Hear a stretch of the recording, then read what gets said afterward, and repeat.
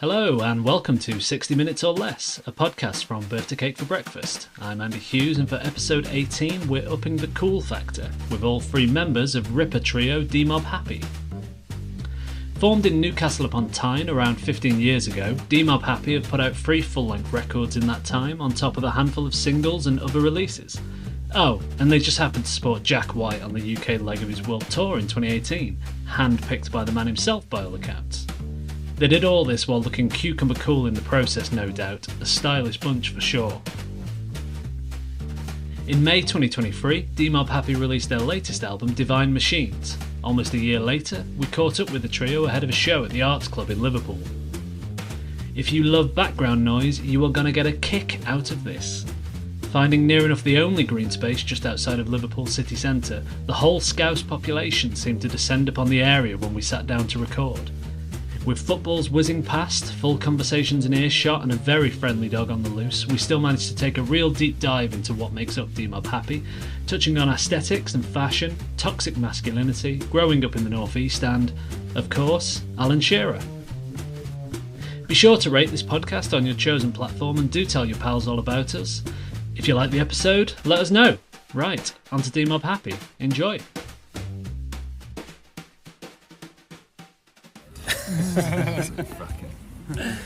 So, Demob Happy, or Demob Happy as someone called you on a podcast the other day, and I was like, oh shit, have I been calling them wrong this entire time? No, they've been getting it wrong. It's Demob. Demob is the correct emphasis, yeah. I thought as much, yeah. Although, you know, do what you want.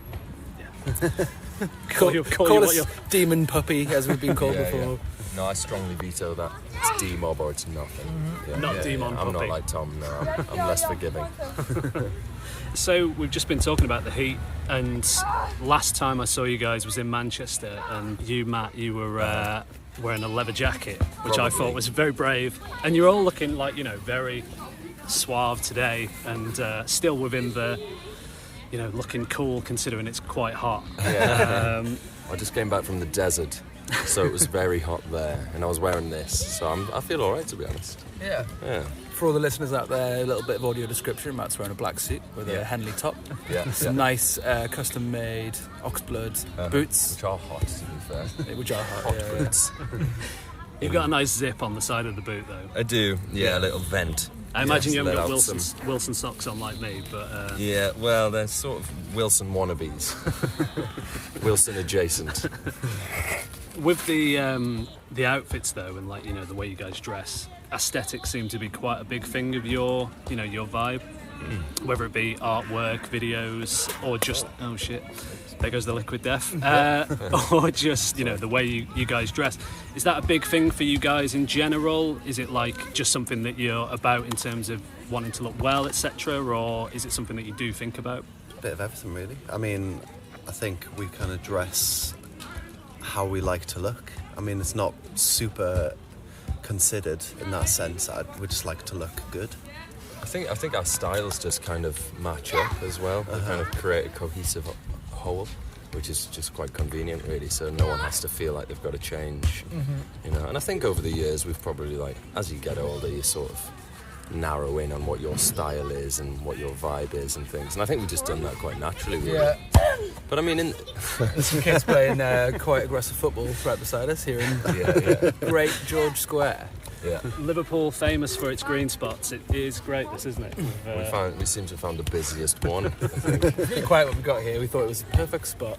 I think there is consideration in, like you were saying, in the artwork and the videos, and we really like a kind of unity between the music and the visuals of that stuff. Yeah.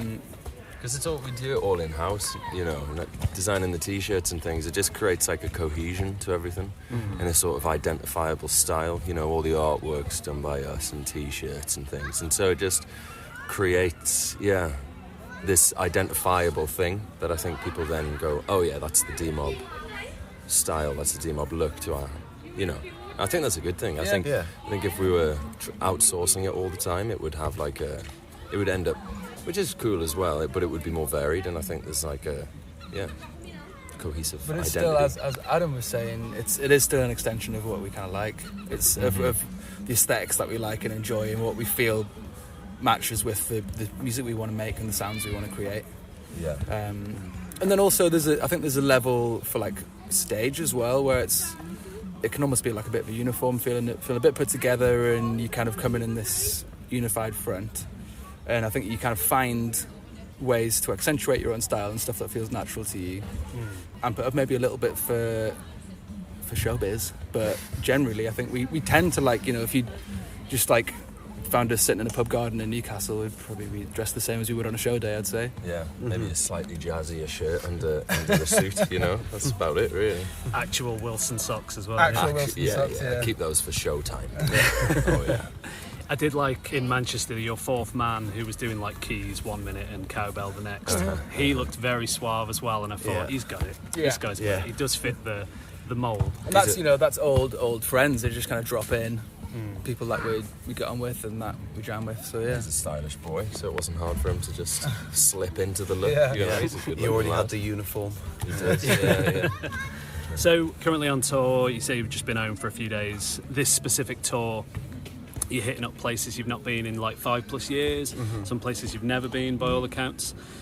Is there a reasoning behind this other than, you know, wanting to get in amongst it where people do want to see you? Or It was like the last tour that we did on in September was a lot of the major cities, and not saying like Liverpool's not a major city, but you can't do them all, and so this was like a kind of secondary market to some degree, you know, just like sweeping up all the slightly wider places, because there's fans everywhere. It's just you can't do them all at once. you know? Yeah. Liverpool doesn't quite fit into that, but for the most Not part on this exactly, tour, it is kind of going to places we haven't been in a while, going to new places, and spreading the word. Nice though. We did Guildford. We haven't played there for years and years, and it was cool. Just like so many people came down and just bouncing off the walls, and it's really cool that. It's actually really encouraging to see. Yeah. To see, like, people turning up to these places. Yeah, Like, there's so much talk within kind of live music of like, oh, you need to like work a town and work it to really, otherwise they'll abandon you, you know, and kind of not show up if you come back in a few years. So it has been really nice getting to those places. It's just that it's kind of not easy to get everywhere, you know, when you announce a tour and there'll be comments saying like, oh, come here. We're just like, oh, we were there like 2 months ago. So we've already arranged the dates, so we can't. Yeah. quite a lot of work's gone into the one we just announced. Yeah. There are 10 shows. Heads. Whoa. Whoa. Right at the firing line here. For anyone listening, an audio description, I just did a Alan Shearer classic overhead kick for there. Top left corner. Yeah, and I just buried it into the top left corner there. Into that big goal that's next to us. Yeah. They don't call you the poacher for nothing. They don't. No. It's You're- like eggs. because you like eggs. Yeah. I poach my eggs. Shearer famously anti-eggs, I think. Yeah, he is actually. Yeah, he went on a vendetta against eggs throughout the 90s, Until he lost didn't his he? hair, and then he was back on board. Really? Yeah. Somebody's head wasn't turned into an egg. Just for the record, greatest footballer of all time. We love you, Shearer. Yeah. Yeah. Obviously, we know he's a fan. A fan of yourselves A and fan of birthday cake for breakfast, breakfast yeah. as well. Yeah. He'll be listening. I'd assume so. I used to put up a picture on Twitter of Shearer doing that for every day when my missus had come back off holiday and not unpacked a case, and I think we got to like 5 days of Shearer like that. No She's a woman explanation. after my own heart because I hate unpacking, man. When I get back from a long tour, it just sits there. I've gotten a bit better at the last few years, but I don't know what it is. No, yeah, the I psychology is always of it. leave my bags and then I just live out my bag still after living out it for a few months. I'm like, I need to Just like fully kind of in just tour mode, just like can't get down out of the gears into home life. I need to accept that this is over. Let's just get the clothes into the let's hang them up, fold them up, put them in the wardrobe. But Just as you do, can't accept do the next tour. Yeah. Tour again. Yeah. Do you like drive around your neighbourhood as well and just like Yeah. hang outside venues? Yeah, hang like 6 outside. o'clock? Yeah.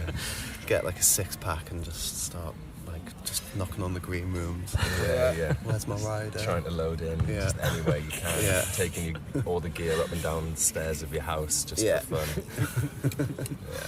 Your latest single, Honey, You're a Dead Man, Yes. it's made its live debut this tour. It has. And it started out as a demo pre-Dream Soda, by all accounts. Yeah, it was. It was an old demo.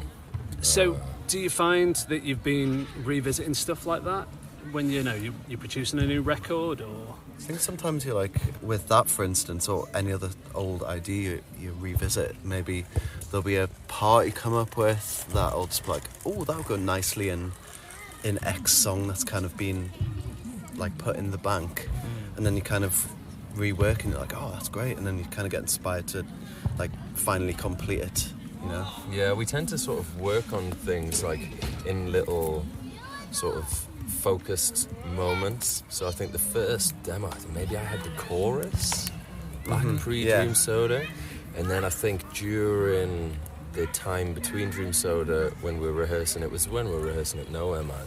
Yeah, that's my main memory of it. Yeah. When we really got the song together for the first time. Oh, when we were in the basement. It was like pre-Holy Doom session. It was pre-Holy Doom. We worked on it a bunch, but then it didn't end up on Holy Doom. And then after Holy Doom, we went away, and when we were writing, I think I'm right? I think when we were writing like Less Is More, in that sort of phase, I think we were fucking around with it then, and I think pretty much that's been when on we the board at ended. we've got like a thing we call the jam jar, and it's a big whiteboard. It's got like half of it is like actual demos and songs pretty formed, half is like riffs with stupid names that will maybe one day have a home, and we kind of move riffs into the song zone, and then songs move into the kind of hit list of stuff we're going to work on moving towards an album, and often there'll be new ideas too that we'll normally more excited about often. We just want to work on new stuff, but there'll always be stuff that kind of, no matter what, it'll make its way onto the board.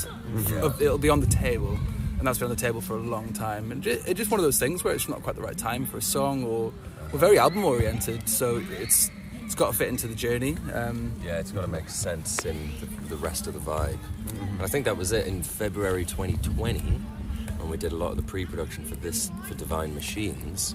I think we ended up finishing it off, and so it was there as a ready-to-go song, and then we just made the decision to, I think, record it a little bit more, but then we decided not to put it on the record, and then I think I then finished it off on the production side of things, like after the album had come out, and then for it to be like a single, it would sort of a B-side kind of thing, you know?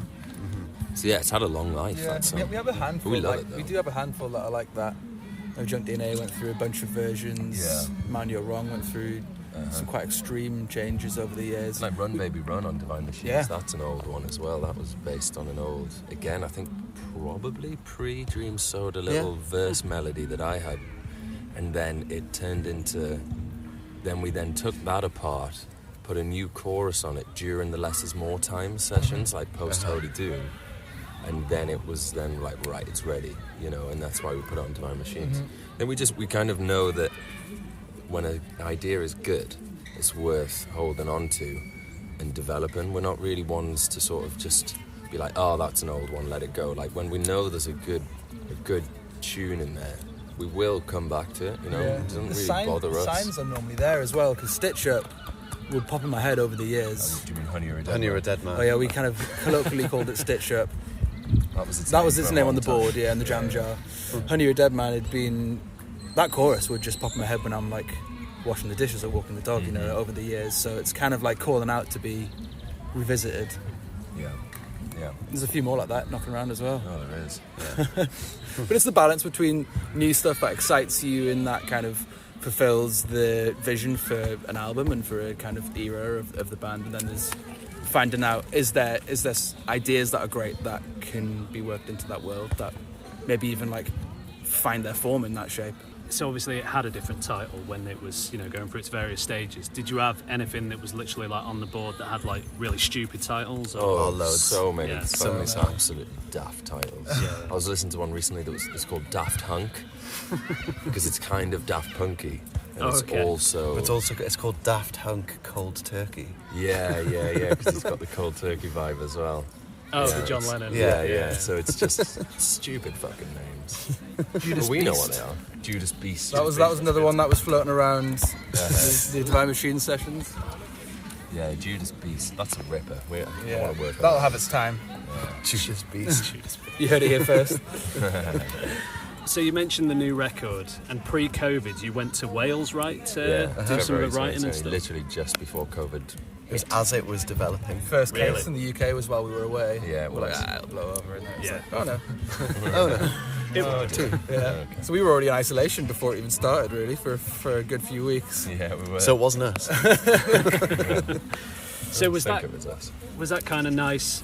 Just getting away anyway. Hello, mate. Hiya, mate. And a dog has Audio entered the description, circle. we have a little Frenchie that's coming in and saying Dog hello. has entered the chat. Hello, mate. What a sweetie pie. What do you think of our latest album? he's gone. Just I'll see you. Yeah. Hip So hop dog.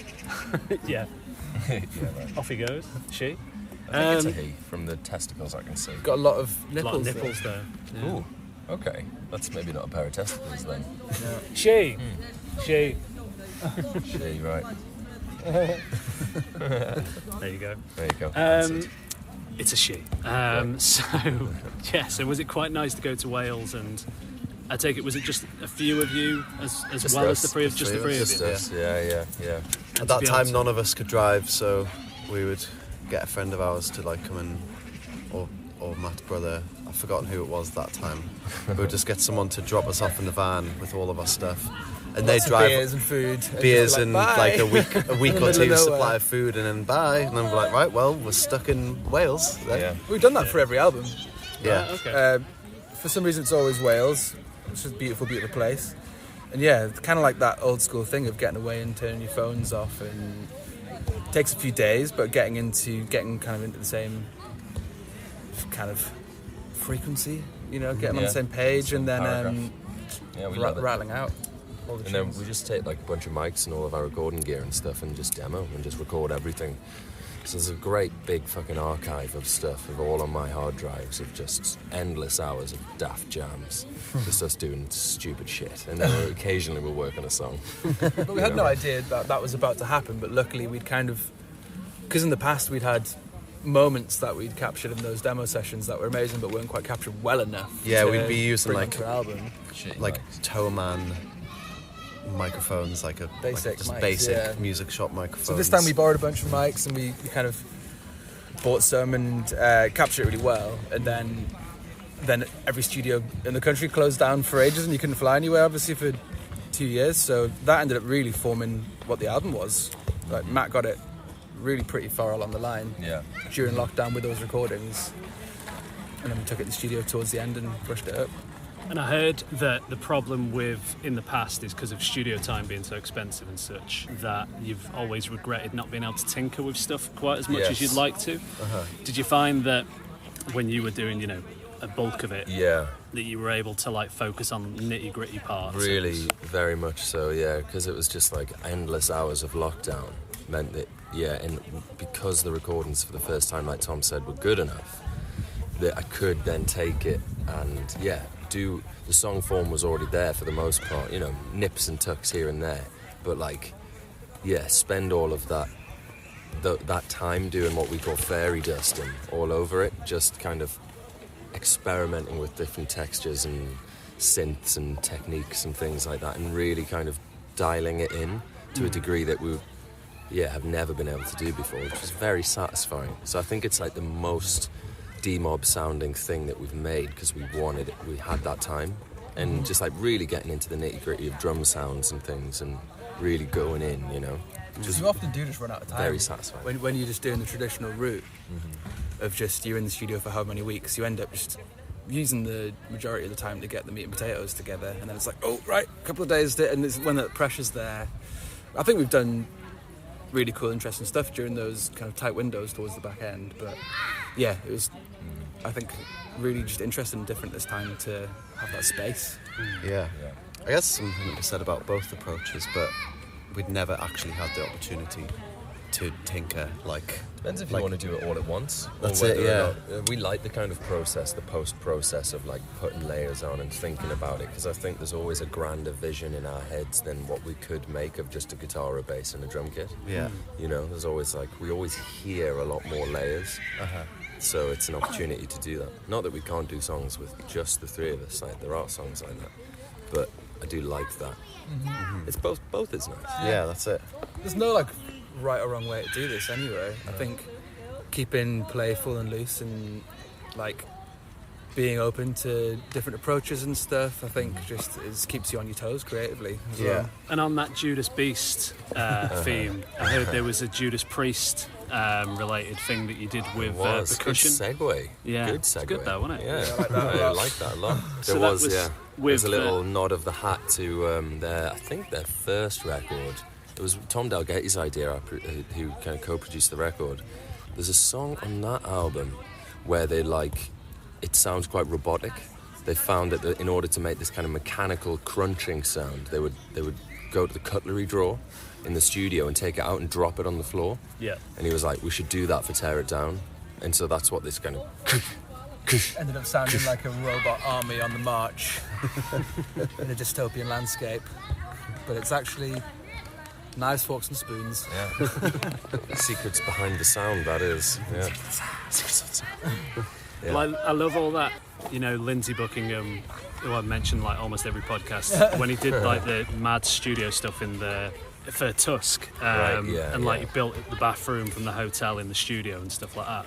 So I imagine you didn't have enough time to do that, obviously, but was there any other studio trickery or, fairy dust enhancements similar? I mean, not massively beyond the ordinary. If we had the sort of Buckingham budget, we might do that sort of thing. But, no, I mean... There's probably, day to day, we're just in there kind of going a bit crazy and trying stuff out. I'm sure there's all sorts of little things we would have tried out between the live room and the control room. I definitely remember some, mad moments of guitar tracking when, I'm on the floor at your feet, controlling some pedals while you're doing certain parts, and we're all all hands on holding a fret or something for a particular part of a slide guitar, and so you just kind of get to the sound that's you can feel between you and try and get to it. I think for Earth Mover, because I was doing so many takes of it and it's quite a slidey riff, sliding. I had to cover my fingers in olive oil. Did you really? Yeah. Amazing. They had to be lubricated because there was a lot of earn it to actually get it, because I was tracking it to get it real tight. Earth Mover was a great one because that was really, we were only going to get to that if we had enough time. It was the absolute last thing, we might not have got to it, and it was on the last morning, wasn't it? 2 a.m. we were meant to be out. Yeah. The last technical date was the previous night, and we kind of just about got everything in the bag, and it was kind of getting to 2-3 a.m. We kind of agreed on a rough shape for it because we had all the parts. We were like, right, this, then back to that, and then this, and then that, and then let's at least get some drums. Yeah, I was doing the drums. I was just kind of rough together what the drum part would be, and then I think I finished tracking that at 4 a.m. Then the absolute last thing we captured was a bit of piano for Happy as a Man before we left, and then it was 5-6 in the morning. Get out of the studio, go to bed. It's going to open again in the hour for the next people, I'm glad we did it. I'm so glad we got it. it. It's one of our favourite songs off the record. Yeah. It's so cool. It's such a fucking journey. Love it. Has that olive oil made its way into the live show? Because I saw. Unfortunately. Probably should, actually. Just dip them in a jar of olive oil before the show. Old slippy fingers over here. Just have some margarine on the top of your amp. Let's go extra virgin. Okay. Let's not go much. Yeah.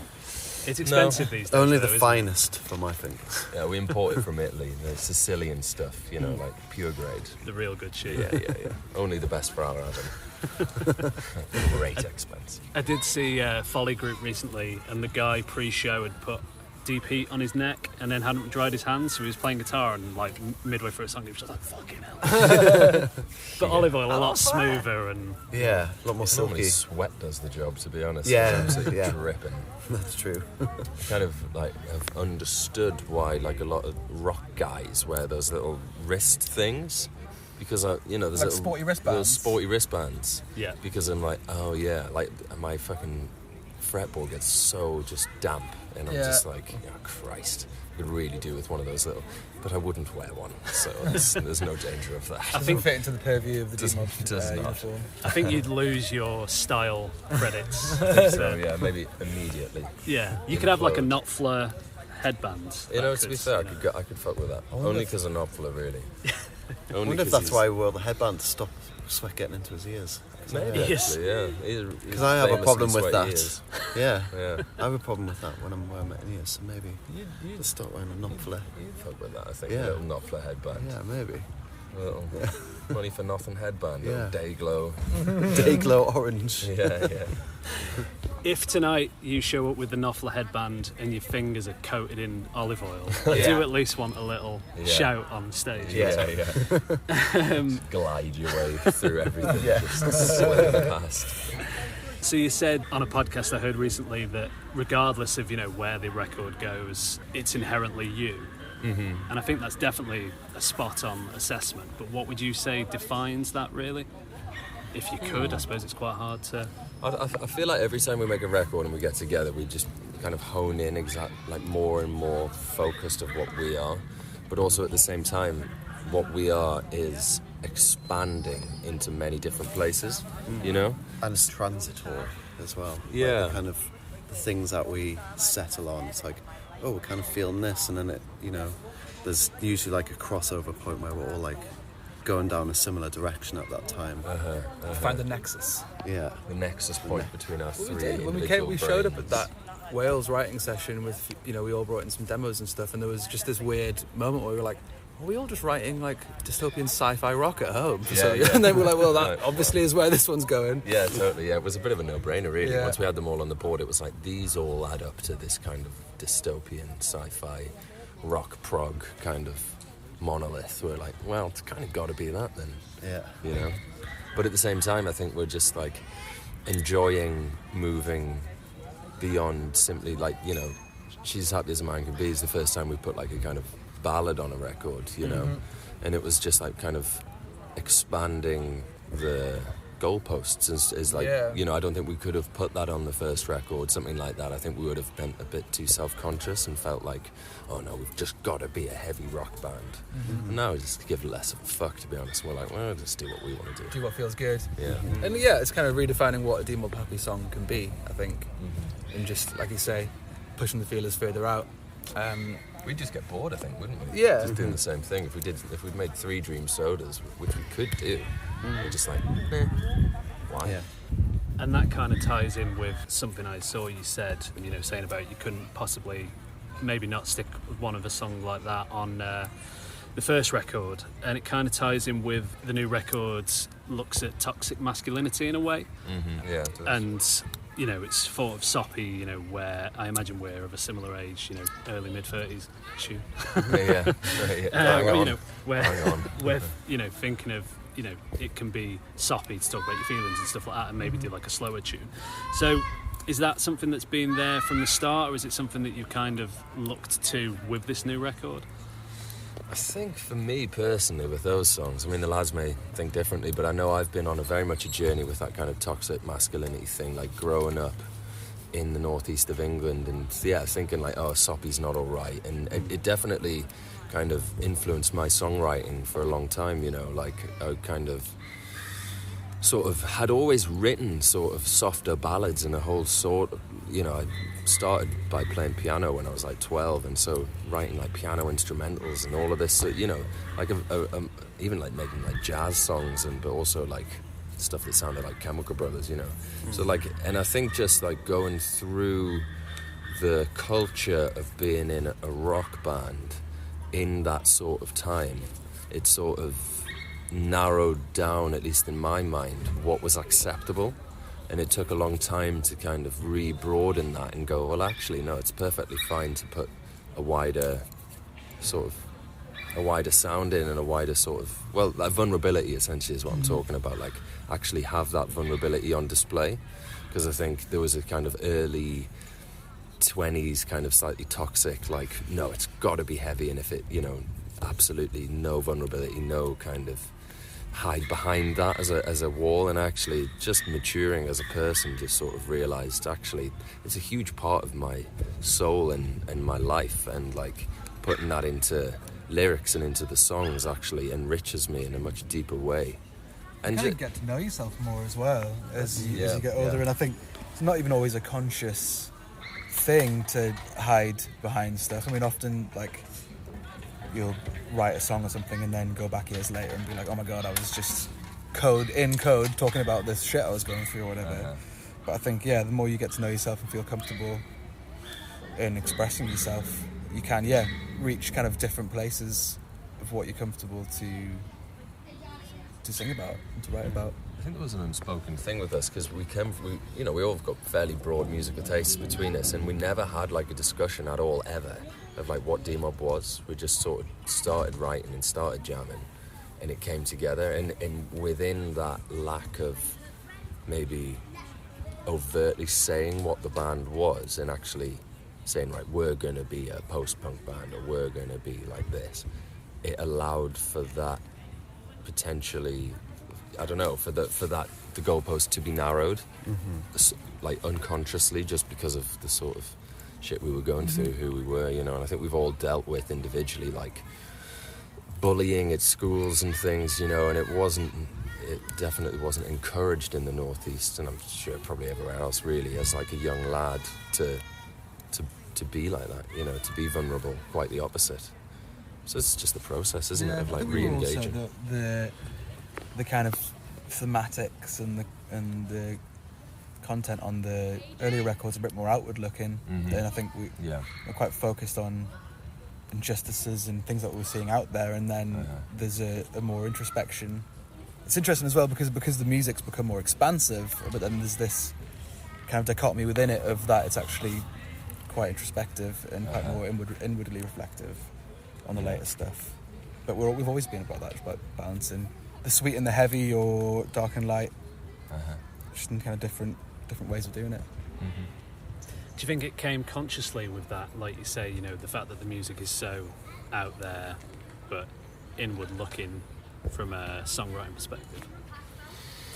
I don't know really. I think it was just like writing the lyrics was just like, it was what I was feeling at the time of like over lockdown and a lot of that toxic masculinity, and I think Tom's right, is just like I've always just written lyrically about what I was feeling, which is kind of an obvious thing to say, but like really the lyrics have always been for me. Like we were speaking to a fan of ours last night who's kind of said like the lyrics and our music had helped her through like some really, really, really difficult times in her life.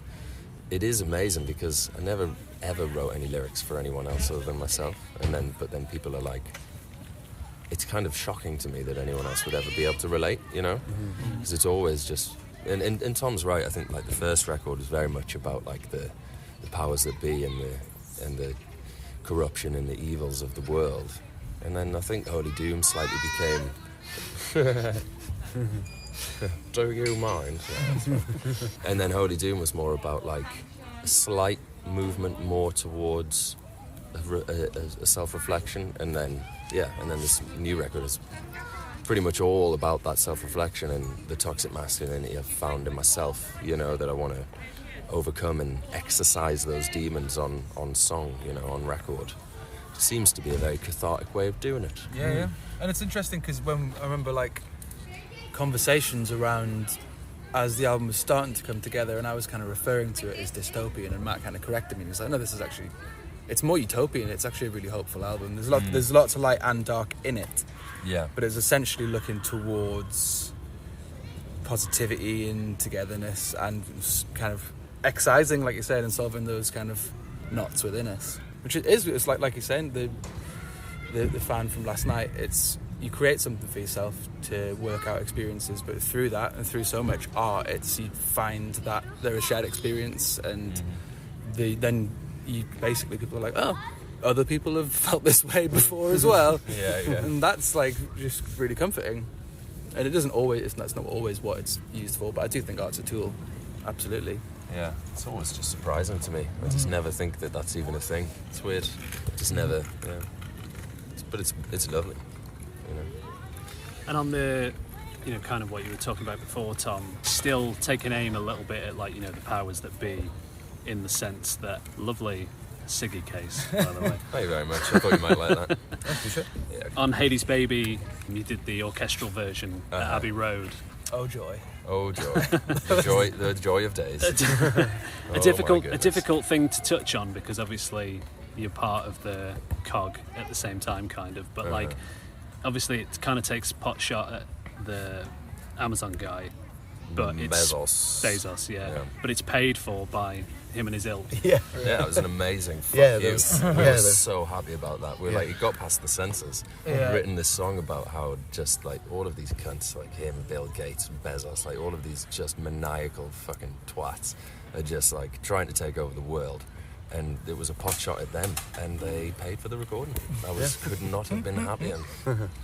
But in a difficult way, like, how do you consider the way things are now with these bands saying like, oh, look at us, we're on a Spotify billboard or a Amazon Music billboard or an Apple podcast, Apple Music, billboard? Because part of you is kind of like, fucking hell, they're on a billboard. But part of you is also like, but it is a Spotify billboard. No, I've got no problem with that, man. It is so difficult at the minute. Like I would power to anybody to take any exposure they can get, because it's a fucking nightmare.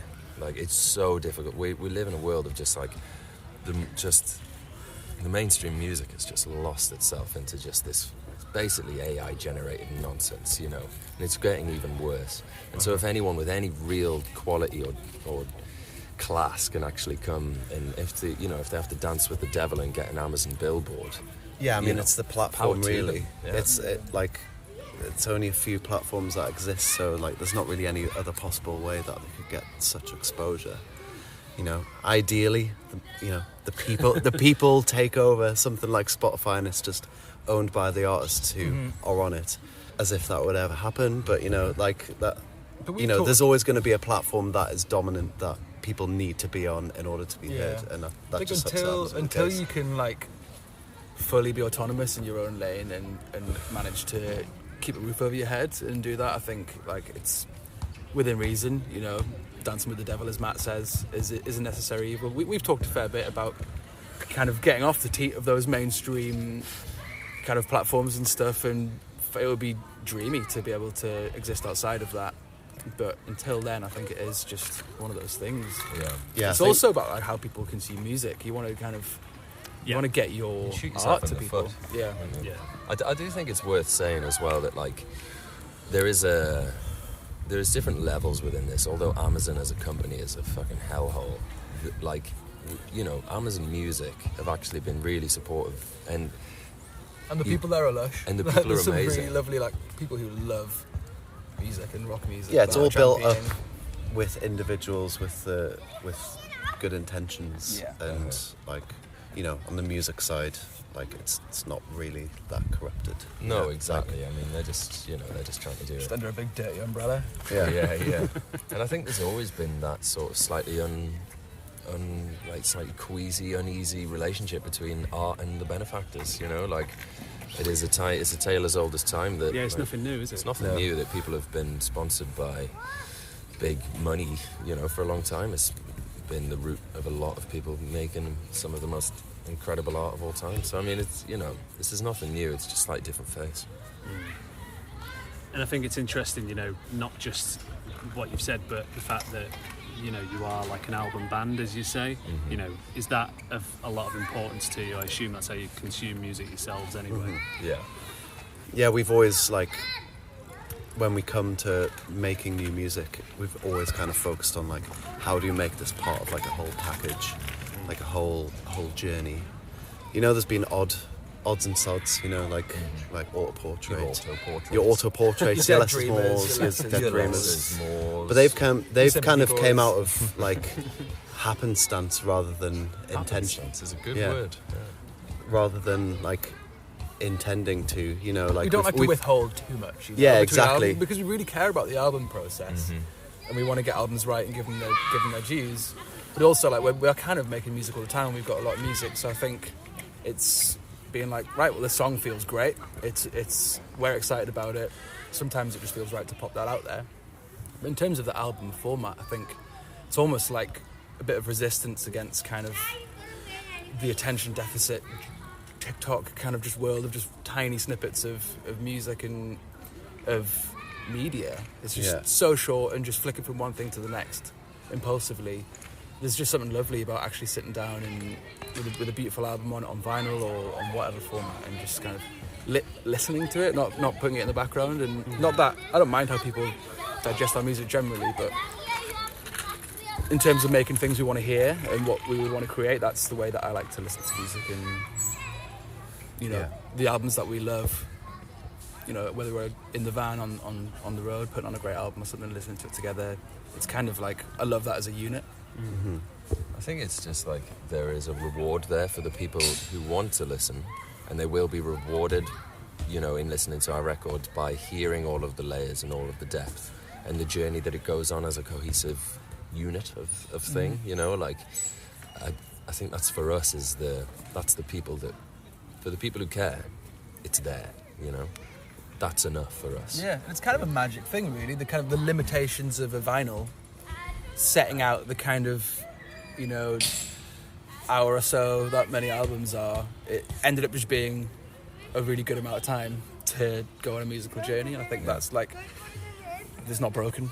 That thing isn't broken. Yeah. Mm-hmm. I think for the people who care, it's there is a great T-shirt as well if you want to. Yeah. I was thinking that little tagline. I was thinking the little sound bite. Yeah. Very good. That. Yeah. I want to get out your hair. So in Manchester last year, you obviously played a blinder, and the fans really did. It was a really good crowd at Yes. Mm-hmm. Cool room as well. Sold out. It's a great room. Yeah. Great room, and like I say, the people loved it. And you said Glastonbury Pyramid Stage 2083. Did I? Yeah. Okay. All right. Well, 9 years left. No, but I like to put these things into the universe and just see what happens. But like you've always put the graft in, and it's clear from the socials and the records themselves that you are, putting the graft in. So I mean, you must be as a unit like pretty happy with where things are at the minute.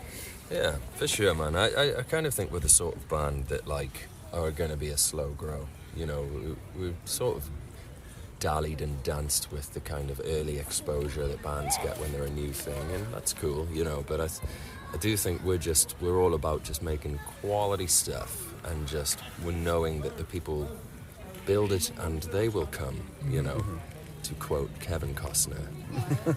So I just think that's our ethos. Field of Dreams. I think that's just always been our ethos. We kind of know that what we do is good enough to be on like a Glastonbury stage, and like it will get there. I think I've got the faith, and I've always had that faith. I think it's just about, we're just not really bothered about chasing trends, chasing anything like that. And once the world kind of wakes up, maybe, or like once the winds of luck blow in our direction, then happy days. Yeah, it's also very, very destination-focused industry, and there's a lot of bottom lines and profit and that kind of conversation of like, you can get pulled into that constant way of thinking about just constant growth. And actually, because that doesn't necessarily have to happen. Like, I think at the core of it for us, we've had this discussion, is just like, as long as we're kind of digging the process of creating and making music, putting it out there, it's kind of like people want to come in and join us, then that's fantastic. Yeah. And that's a good way to create, I think, generally, and to just be present. And then afterwards, if they really want us to play Glastonbury, of course. Of course, yeah. We'll headline. We'll have a conversation. Pyramid stage, of course, if they'd like us to. But as long as we're having fun and we're enjoying what we're creating and being bros with bro flows. We do, we've all got bro flows here, actually. You've got a bro flow. 4 lovely bro flows going on. We just learned that Tom says that's what it's called. We've bro all got the same hair. I just read it the other day somewhere. The kind of haircut that we've all been rocking for a few years now, this like shoulder length, knocked back, laissez-faire thing, it has a name. It's the bro flow. Yeah. So, it's always nice to be able to add something to your lexicon, expand your ways of describing the world. Well, Glastonbury's in the future. I can't imagine it's going to be any noisier than this park has been for this interview. Yeah, maybe. But thank you very much, Demob. That's been great. Thank you so much. Thank you very much.